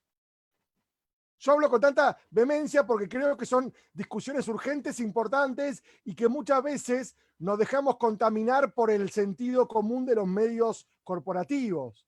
Y si somos intelectuales, si somos cientistas sociales, yo confieso que no soy sociólogo, yo soy historiador, aunque tengo un doctorado en sociología, pero mi título de pregrado es en historia, pero me considero un cientista social y un trabajador de las ciencias sociales y las humanidades, y parte de nuestra función es desentrañar, es formular nuevas preguntas, es provocar aperturas, es provocar reconocimiento de otros saberes, es provocar diálogos que no existen, tender puentes, abrir, preguntar, cuestionar. Entonces creería que eso es importante poder hacerlo y que la propuesta de renta básica universal o ingreso básico universal sería muy importante en esta coyuntura, pero bueno, pocos gobiernos se animan a formularla, ¿no? Y lo último, claro, sin duda, que la persistencia de la asociatividad, bueno, lleva a que muchas veces se salga a la calle con diferentes formas, y sí, a veces la protesta no respeta cuarentenas, ¿no? Eso es así totalmente, así como la represión tampoco respeta cuarentenas, ¿no? Yo, el otro día parece un chiste negro o un humor negro o un chiste malo, directamente un chiste sin gracia, ¿no? Pero el otro día hablaba con un colega chileno, porque bueno, así como hablo con ustedes en Ecuador, hablo con muchos colegas en Chile, en Colombia, en Brasil, en México, en muchos lugares, y el colega chileno, estábamos hablando sobre, vieron, no sé si saben que en Chile renunció el ministro de, digamos, Salud, el ministro de Salud renunció hace 2 semanas porque el que estaba era un desastre, ocultaba a los muertos, bueno, no daba abasto con la pandemia. Entonces, cuando renuncie, estábamos hablando de eso, y dice, no, porque el gobierno ahora con el nuevo ministro va a volver a una cuarentena estricta y va a obligar a las personas a que hagan distancia social. ¿No? Yo digo, bueno, está bien, creo que es lo que hay que hacer, porque vieron que en Chile hay muchas muertes, bueno, en Chile está todo bastante malo, ¿no? Y a los 10 minutos hablábamos de la represión, hablábamos de la represión que están sufriendo muchos chilenos. Y yo decía, bueno, miren al gobierno chileno, que por un lado dice que va a mantener la cuarentena y el distanciamiento social, y por otro lado lleva o manda a su policía a reprimir. Y obviamente cuando la policía reprime, no mantiene la distancia social. ¿O sí la mantiene? ¿Qué le va a decir? A ver, te reprimo a 2 metros, por favor. No. ¿Sí? Entonces digo, hay un Estado que es contradictorio, que en su afán de reprimir y de controlar, inclusive pone en peligro la salud, no solo por las heridas o por las contusiones de la represión, sino también porque eso puede amplificar la pandemia en un desbande. Así que yo digo esto porque sí, sin duda que hay protestas que no mantienen la distancia, que puede ser por desesperación o por falta de cuidado o por falta de organización, pero también desde el Estado, al reprimir, se obliga a que se rompa esa distancia o a que se rompa esa digamos, cuarentena. Bueno, no sé, Robert, si digamos respondí todo, pero un poco comenté algunas cosas y en todo caso hago un poquito más de silencio por si hay algunas otras preguntas para Sí, hacer quizás aquí, una ronda más. Sí. sí, Luis Chasi dice que tiene una duda acerca de los grupos y los sectores sociales que no todos se acoplan o adaptan a los cambios. ¿Por qué es y que si siempre será igual?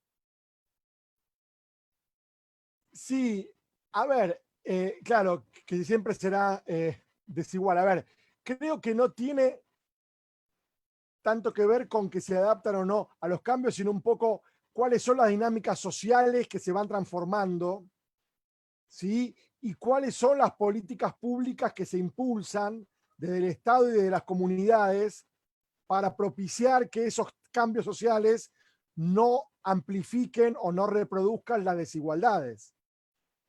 Creo que se trata más de ver eso, no tanto de ver si se adaptan o no se adaptan, porque en ese sentido, bueno, ¿qué es adaptarse a un cambio? O sea, a ver, por ejemplo, ahora, el cambio de el teletrabajo. Adaptarse significaría tener buena conectividad, tener, como mismo Robert dijo, todo el tema de la desconexión, de no trabajar 13, 14 horas, de tener acceso a dispositivos. O sea, quiero decir, adaptarse o no depende de la dinámica social que como sociedad y desde el propio Estado podamos construir. Porque si no, sí, siempre va a haber privilegiados, no que se adaptan, privilegiados que usan sus ventajas comparativas, porque se aprovecharon, no digo que se aprovecharon en forma intencional, sino que la estructura social y el sistema social posibilita que se aprovechen de sus privilegios y otros que son entonces siempre desfavorecidos porque no pueden aprovecharse de los cambios sociales. Bourdieu dice, seguramente ustedes habrán leído a Bourdieu muchas veces porque son sociólogas, dice, cuidado porque el sistema dominante disfraza el éxito y el talento cuando en realidad es un privilegio. O sea, oculta el privilegio y le llama éxito. Oculta el privilegio y le llama talento. Y eso lo dice Bourdieu, ¿sí? Cuando habla de el éxito educativo. Él dice, ¿qué es el éxito educativo? ¿Qué es adaptarse a la educación y tener éxito? Bueno, cuidado, porque tener éxito educativo quiere decir cumplir con el recorrido preestablecido, establecido por un grupo social, que no le gusta decir mis hijos son privilegiados. Lo que les gusta decir es mis hijos tienen éxito, son muy capaces, tienen talento. Y hay otros que lamentablemente tienen menos talento, entonces fracasan. Pero Bourdieu llama la atención y dice, no estamos viendo los privilegios sociales. Entonces, creo que esta pandemia también nos muestra los privilegios habitacionales, los privilegios laborales, los privilegios territoriales, los privilegios de acceso a la salud, los privilegios de acceso a la educación. Y eso no es natural, eso es un sistema social que lo fue construyendo. Y parte de nuestra responsabilidad sería desentrañar esa lógica de construcción. Estemos de acuerdo o no, es explicarla. Es decir, esto no es natural. Esto fue producido sociohistóricamente. Entonces, recuperar el proceso de producción sociohistórico, de las desigualdades sociales, de los privilegios, de las dinámicas sociales, del acceso o no a ciertos elementos, ciertos bienes, ciertos servicios, a la distribución de la renta y los ingresos públicos, creo que es muy importante para pensar hoy cuál es la salud, la educación, el trabajo, las ciudades que necesitamos y que podemos construir en pandemia y en la pospandemia también, ¿no? Te consulto algo.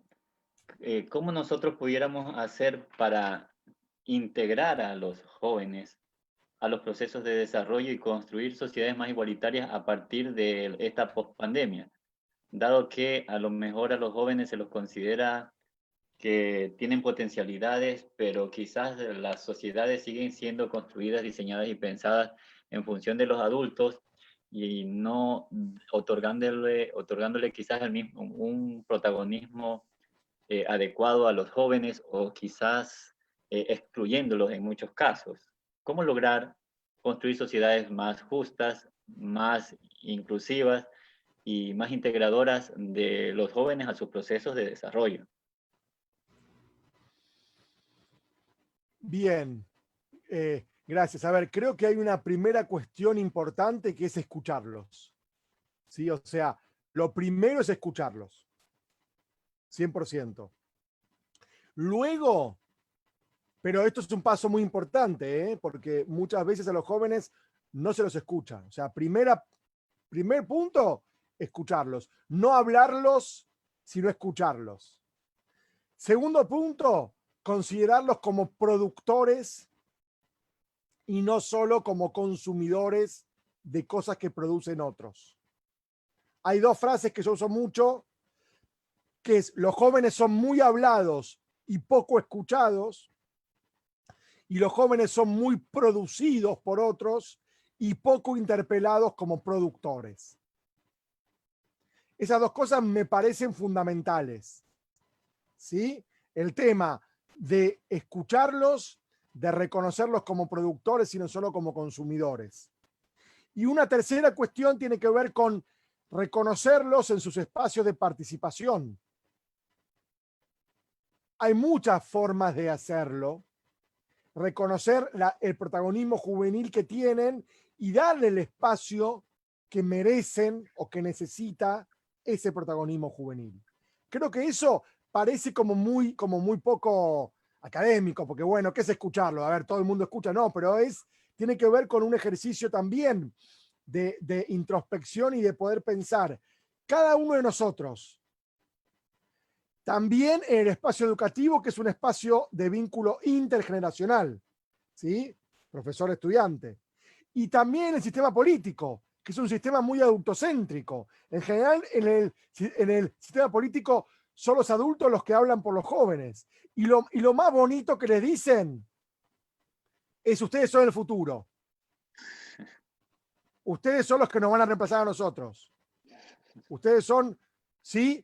Pero ¿qué quiere decir ustedes son el futuro? Porque ustedes son el futuro suena hermoso. Ustedes van a tener los destinos del Ecuador mañana. Hermoso, qué lindo. Ahora, ¿cuál es el metamensaje? Estamos con sociólogos, ¿no? ¿Cuál es el metamensaje? ¿Cuál es lo subyacente de eso? Hoy no les toca, hoy no. No son el presente, no son la juventud aquí y ahora, no son la juventud presente, son la juventud futuro. Ustedes son el futuro, es lo mismo que decirle: ahora no molesten. Ya les va a tocar su turno. Su tiempo no es hoy, es mañana. Y hay no sé si en Ecuador se usa la palabra fiar.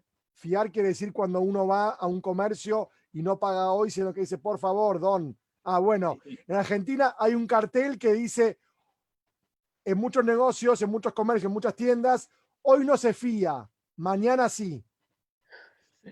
Y cuando uno va mañana, listo, mañana. Cuando uno va mañana, el comerciante le muestra el cartel que dice: hoy no se fía, mañana sí. Y yo voy mañana y me vuelve a mostrar el cartel que dice: hoy no se fía, mañana sí. Bueno, es lo mismo con las juventudes.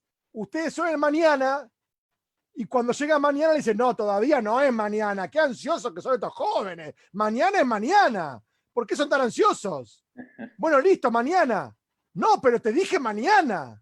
Pero mañana de mañana, de mañana, de mañana, cuando sea mañana.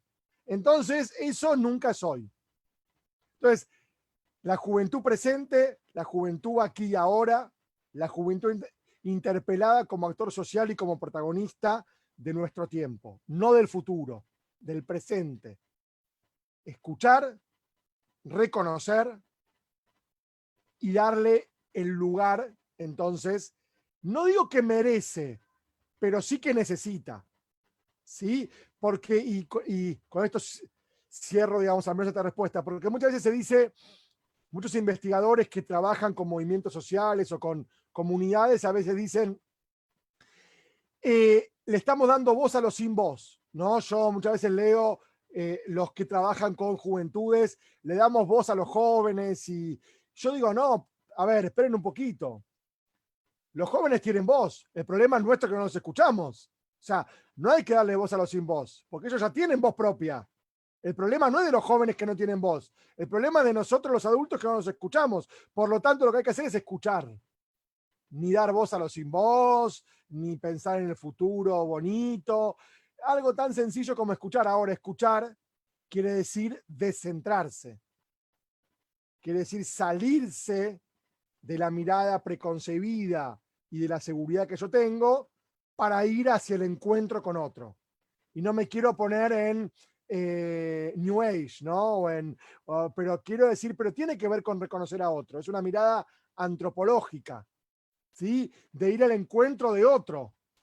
Y eso creo que es lo fundamental que hace falta con las juventudes y que lamentablemente en un mundo tan adultocéntrico, porque se habla mucho de la desigualdad de clases, ¿no? Se habla mucho de la desigualdad de género, un mundo patriarcal y machista. Pero se habla poco del mundo adultocéntrico, que también es una desigualdad. Los jóvenes pensados a imagen y semejanza de los adultos. Entonces, son menos participativos que cuando yo era joven. Son más individualistas que antes. Son más consumistas. Son menos estudiosos. Siempre hay una comparación que en general es el adulto el que dice son más o menos que cuando en otro momento éramos jóvenes mejores. Y como acá coloca Johnny, también empatía, totalmente. Empatía quiere decir cercanía. ¿Sí? Pero aunque no logremos empatía, ojalá que se logre empatía, Johnny, coincido contigo, pero como mínimo escucha. Yo siempre digo, yo doy, bueno, ahora no porque estamos en cuarentena, pero muchas veces, o sea, año pasado y seguramente dentro de un tiempo volveré, doy muchas capacitaciones para agentes de política pública que trabajan con jóvenes, ¿no? Doy como muchas, digamos, talleres, charlas. Y cuando ellos me dicen, bueno, ¿qué hago con los jóvenes en mi pueblo? Yo digo, escucharlos. Me dice, para esto trajimos a un doctor de la Universidad de Buenos Aires para que me diga semejante cosa tan sencilla. Yo digo, sí, pero si ustedes logran escucharlos, realmente escucharlos, van a ver cómo cambia 180 grados esto. Porque escucharlos es todo un ejercicio, ¿sí? Digamos, justamente, o sea, como dice también, digamos, acá el profesor, digamos, José Villarreal, ¿no? Escucharlos, que decidan, que participen, que dirijan y que tomen decisiones. Porque el adultocentrismo minoriza a los jóvenes, los ve como inmaduros, como incapaces de tomar decisiones por sí mismas, y el adulto toma decisiones por ellos. Entonces, muchos, no sé si acá algunos son padres, madres, tíos, o bueno, todos tienen madres, padres, abuelos o tíos. Hay una frase que dice, cuando seas grande vas a entender. Cuando pases por lo que yo pasé, vas a entender todo esto. Es una frase totalmente adultocéntrica. Porque en realidad hay que decirle, vos con tu capacidad específica, tratá de entender como vos entendés, que es de una forma distinta a la mía. No es mejor o peor. Tampoco es mejor, tampoco yo soy de los que dice que los jóvenes son el ideal y son idealistas y son hermosos, no. Sin idealizar. Pero tienen su propia forma, distinta, no peor, tampoco mejor, diferente, distinta. Por lo tanto, si somos capaces de interpelarlos en esa forma de conocimiento, en esa forma de entender, de comprensión del mundo y de escucharlos, y de acercarnos entonces a, mediante una empatía, a los hiatos generacionales, a las incomunicaciones intergeneracionales, creo que es una forma de poder considerarlos y de poder entonces darles el lugar que necesitan y que muchas veces no se les reconoce. Ok, solamente para complementar lo que nos decías, también puede darse la circunstancia, te digo esto a partir de unas experiencias tristes en estos tiempos de pandemia en Ecuador, que a los jóvenes los incorporaron a los procesos políticos, administrativos, empresariales, pero precisamente fueron utilizados. Y tenemos los últimos escándalos de corrupción en nuestro país son precisamente protagonizados por gente que tiene menos de 40 años. Los ecuatorianos que estamos aquí sabrán a qué me refiero, pero también hemos visto malas experiencias de jóvenes que está clarísimo que han sido utilizados, pero que han sido también seducidos por la corrupción, seamos directos, por decirlo así. Un asambleísta acá, nuestro sistema legislativo, se llaman asambleístas los representantes. Un asambleísta joven de una provincia manejaba presupuestos y contratos de hospitales y así se ha descubierto una serie de protagonistas, en muchos casos muy jóvenes. Otro señor de una avioneta por allí, empresario, que contrataba con muchos hospitales en estos tiempos de pandemia con unos sobreprecios exorbitantes, pero que son parte de toda una red en donde los adultos siguen siendo quienes manejan los hilos, pero también hemos vivido esta mala experiencia porque precisamente a los jóvenes no se los escuchó, sino que simplemente se los utilizó. Solamente para complementar, porque es una realidad que la estamos viviendo acá y que también hay que tenerla en cuenta. Totalmente de acuerdo, perdón, ahí simplemente digo que, a ver, 100% de acuerdo con eso, pero por eso yo digo que no hay que idealizar a las juventudes, ¿sí? O sea, no es que por el hecho de ser joven ya es bueno, no, sin duda, o sea, pero, a ver, ahí lo que hubo, más que un reconocimiento, una escucha, hubo más una cooptación, o se quiso poner a esos jóvenes dentro de la lógica corrupta dominante, ¿sí? Para evitar que puedan transformarla. Y bueno, y ellos fueron seducidos seguramente por esa lógica de corrupción, pero sin duda la juventud no es sinónimo de algo bueno, ¿sí? Yo lo que sí digo es que muchas veces puede ser sinónimo o puede expresar algo distinto, que no siempre es bueno igual, ¿no? Pero sí coincido contigo en que hay que ver, por eso yo digamos, hablé digamos, antes lo mismo de ambigüedades, y creo que hay que ver estas ambigüedades, ¿sí? Porque creo que en esas ambigüedades, estos claroscuros, ¿sí? De cierta manera podemos encontrar algunos procesos o algunas dinámicas sociales interesantes. Aquí hay una última pregunta que me gustaría que nos ayudes, ya considerando que ya estamos pues precisamente terminando este evento. Me dice en qué sentido el hábitus, nos dice Luis Figueroa, él es estudiante de sociología, en qué sentido el hábitus de los moradores de las zonas urbanas marginales o vulnerables espacialmente se podrán ver modificadas por la pandemia en el área sociocultural. A ver, que me perdí con esa pregunta. ¿Cómo está es? En el chat está a ver. Luis Figueroa, es estudiante de sociología que nos pregunta. Sí, pero no la encuentro. La última que yo El encuentro es la último. de José Villarreal. Ahí. Ahí me la No me envié en había privado. no me había caído. Ahí me cayó, ahí me cayó. El hábito de moradores de las zonas urbanas marginadas o vulnerables. Ah, ok. Sí, creería que sí, que va a haber una modificación en ese hábitus.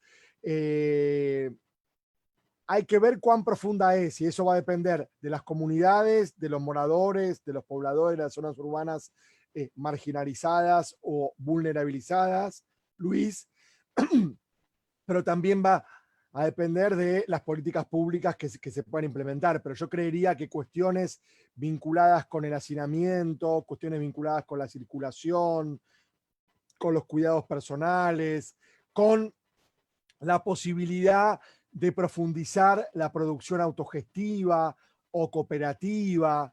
Yo estoy seguro que en países con una fuerte presencia comunitaria, una fuerte presencia rural e inclusive fuerte presencia indígena, como es Ecuador, se han fortalecido los lazos entre los habitantes o moradores de las zonas urbano-marginales y sus comunidades de origen, porque la mayoría de estos pobladores son migrantes internos. Y muchos han regresado a sus comunidades porque veían de esa forma garantizada la posibilidad de acceder a alimentación o a elementos que en las ciudades era más difícil de conseguir.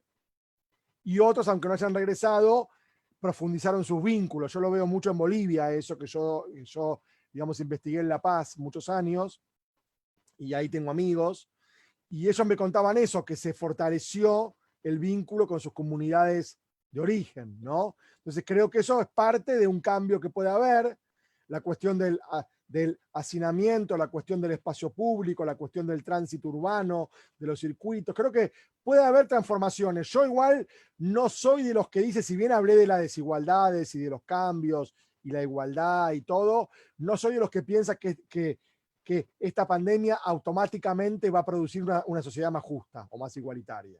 No, porque eso va a depender de la contingencia social, va a depender de la correlación de fuerzas, va a depender de la lucha, ¿sí? Esta pandemia puede, digamos, traer una sociedad todavía más desigual, que se pelee por la comida, que se pelee por el poco trabajo que hay, que asalte los buses por todos lados. Digo, puede traer muchos tipos de sociedades. Va a depender de nosotros, va a depender de las políticas públicas, sin duda, y va a depender de las propias comunidades, ¿no? Entonces, pero sí creería que pueden cambiar en estos sentidos que yo dije recién, ¿no? Sí. Y también muchos jóvenes han sido protagonistas de estos procesos de cambio, de nuevas formas de organización social, precisamente en estos sectores, a partir de esta pandemia. Han sido los que han organizado a la población, estimulándolos a que no salgan, pero también creando a lo mejor comedores comunitarios, formas de coordinar quiénes salen de casa, cómo ayudar, cómo asistir. Existen procesos interesantes que uno va viendo y que van apareciendo, que quizás todavía no son tan públicos y no se les hace, no son muy notorios, pero sí, los jóvenes están siendo protagonistas de este tipo de procesos, de nuevas formas de organización de los espacios comunitarios, precisamente para cuidar a los más vulnerables y para hacer frente común ante una amenaza como es el virus que ha provocado esta pandemia. De mi parte, yo considero que estamos ya terminando este evento. Agradecerte si tienes algunas palabras finales. Antes, de parte de la Asociación de Estudiantes también, un estudiante de segundo semestre, Andy Tandazo, tiene unas palabras. Andy, ¿estás presente, por favor? Si no... Sí, aquí estoy. Ya, hola Andy, bueno, te presentas y nos explicas de qué proceso vienes y quién eres y tus palabras de agradecimiento y de cierre para este evento. Luego le damos la palabra a Pablo para que haga el cierre y podamos concluir este evento. Sí, bueno, primeramente buenas noches, ¿no? Vengo en este caso en representación de Aliados por la Niñez, Adolescencia y Juventud, y también soy estudiante de segundo semestre de la carrera de Sociología. Entonces básicamente cuando se nos extendió la invitación a formar parte de este evento nos pareció muy interesante que se pueda enmarcar mucho más que en el tema sociología que hemos estado acostumbrados como jóvenes que estamos estudiando esta carrera, verla mucho más allá de un contexto tal vez político, sino que también lo ver en ese marco social que justamente es lo que más manejamos. Entonces como Alini nos sentimos muy felices más que todo de poder también nosotros participar en estos espacios. Comentar un poco que somos una red de niños, niñas, adolescentes y jóvenes que articulamos con los objetivos de desarrollo sostenible y los derechos humanos. Entonces, en ese sentido, recalco las palabras del panelista, que lo que buscamos es que los niños, niñas, jóvenes sean escuchados desde sus experiencias, desde su participación, desde los espacios en los que formen y sean parte, para poder así buscar mecanismos de participación. Entonces, en ese sentido me gustó mucho la participación, me llevo muchas cosas, la verdad, muy interesantes que me llevan a analizar el tema del contexto y de la palabra, más que todo del significado de juventudes, y creo que eso ya queda como una tarea particularmente mía y como réplica también a la organización. No sé si sea muy inapropiado poder decirlo, pero me gustaría mucho volver a replicar algunas cosas con su participación dentro de la asociación de escuela o como Alini, porque hay muchos temas que quedaron en el aire que serán muy interesantes poder participar y poder comentar.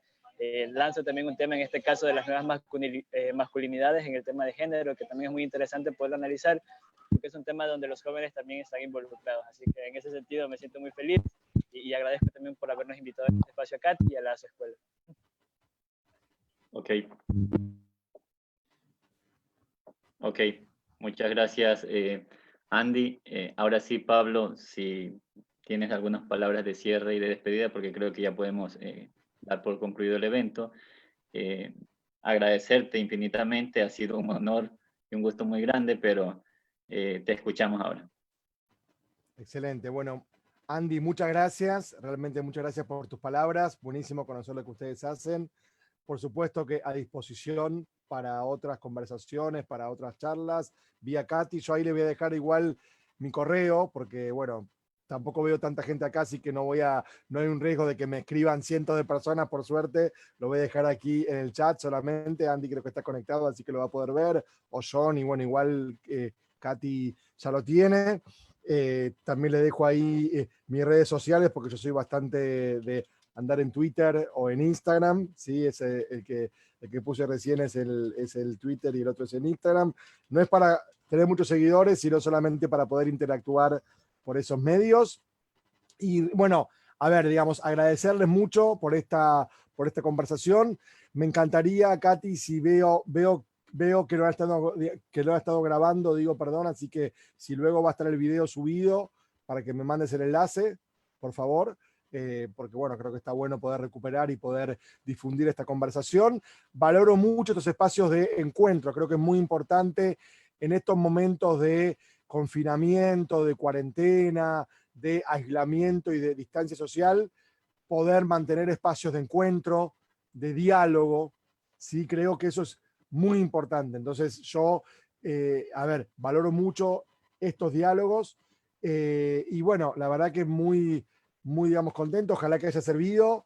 Yo me quedo satisfecho, me quedo contento, me llevo también muchos aprendizajes y muchas cosas para poder reflexionar acerca de, bueno, digamos, todas las preguntas que me hizo Robert, pero también todo lo que apareció en el chat acerca de características de los trabajadores jóvenes informales, de los asentamientos como aquí aparecía, de los moradores de las zonas urbanas marginalizadas o vulnerabilizadas, en fin. Me llevo también reflexiones para hacer y estoy a disposición dentro de las agendas que todos tenemos, porque yo no solo hablo del teletrabajo, sino que lo sufro. Hoy estoy de hecho conectado aquí, piensen que acá son las 9:42 p.m., ¿sí? En Buenos Aires, y hoy estoy conectado de las 8:30 a.m., así que ya voy por las 14 horas de conexión ininterrumpida, pero bueno, dentro de las agendas que uno tiene y de las hiperconectividades en las que estamos expuestas, cuentan conmigo para profundizar en otros temas, como planteó Andy, temas de género, de nuevas masculinidades, de disidencias sexuales, temas vinculados con desigualdades, temas vinculados con... Yo digamos, trabajo mucho con jóvenes en territorio. Hoy no hablé tanto de eso porque como empecé hablando más sobre trabajo y sobre otras cosas, me quedó poco tiempo, pero podemos también profundizar sobre esos temas. En fin, a disposición para lo que sirva o para lo que hagan falta. Así que cuentan conmigo. Fue un gusto. Agradezco, por supuesto, a Katy primero, a Robert, a Johnny también, que lo veo por ahí, a Andy, que habló recién, a todos y todas las que hicieron preguntas en el chat, a José Villarreal, a Luis Figueroa, bueno, no voy a nombrar a todos porque siempre alguien me voy a, digamos, olvidar, a Luis Chassi también, que está por ahí. Y bueno, simplemente quedo a disposición. Muchas gracias, ¿sí? Muchas gracias a ti, Pablo, como Asociación de Escuela de Sociología de la Universidad de Guayaquil. Te damos el total agradecimiento por formar parte de estos espacios. Desde un inicio siempre hemos fomentado academia y más si estamos ya en confinamiento, es promover más la academia. Como asociación siempre hemos tenido esa meta, hemos continuado y sin duda este evento ha sido fenomenal. Tocar este tipo de puntos para mí eran esenciales. Y considero de que, así mismo como dijo nuestro aliado Andy Tandazo, la sociología no solo queremos verla de una perspectiva, sino también se ahonden más ejes o puntos para hablar. Creo yo de que estamos completamente en lo correcto creando este tipo de espacios y sin más qué decir, creo que estoy completamente agradecida y también a quienes formaron parte de este evento. Así que saludos desde Ecuador, muchísimas gracias y espero que descanses. Y a tu perrito también un saludo. Sí, no, ahora va a salir. Él, o sea, yo voy a salir de aquí y él va a salir conmigo, pobre, porque tengo que sacarlo sí o sí. Yo igual no vivo solo, pero ahora me toca a mí. Siempre en las noches me toca a mí sacar al perrito. Así que voy a asumir, mira, acá está, voy a asumir las tareas domésticas y lo voy a sacar porque si no, pobre, ya está aguantando mucho. Bueno, esperamos gracias para verte todas. en otro espacio igual, créeme que quedamos a tu disposición también, así que tienes amigos acá desde Ecuador. Dale, muchas gracias y ojalá que hagamos esto, ojalá pronto presencialmente, ojalá que en unos meses pueda ser presencial. De mi parte, ustedes aquí en Buenos Aires o yo en Guayaquil. Claro, sin duda. Muchísimas gracias, Pablo. Un abrazo, cuídate. Gracias. Chau, chau. Muchas gracias, Pablo. Encantado. Ha sido un gusto. Gracias, Robert. Lo mismo. Un gusto grande. Chau, chau.